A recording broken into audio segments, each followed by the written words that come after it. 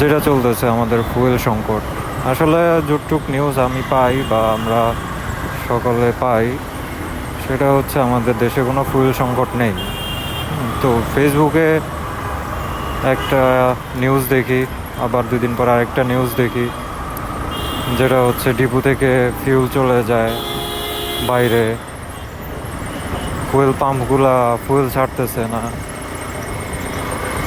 আসলে তারা বোকা নাকি স্বার্থপর, হ্যাঁ, এটা বিবেচনা করা উচিত তাদের নিজেদের।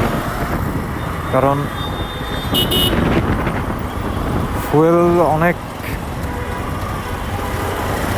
অনেক গুরুত্বপূর্ণ একটা জিনিস, যেটা রাষ্ট্রের জন্য সিম্পল একটা থিং, যেটা হচ্ছে আমাদের ফুয়েল না থাকলে আমাদের নর্মালি ইন্ডাস্ট্রিতে অনেক ভয়াবহতা সৃষ্টি হয়ে যাবে। হ্যাঁ, যারা জব করে তাদের জব চলে যাবে, কজ ব্যবসা হবে না ঠিক মতো।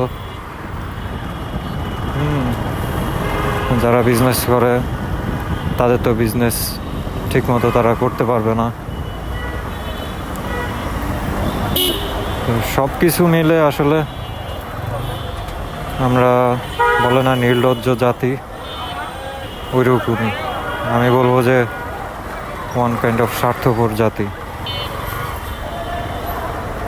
যদি কখনো কেউ বিপদে পড়ে, আমরা তার সেই বিপদে পড়া দুর্বলতার শিকার হওয়া মানুষের সুযোগ নেই।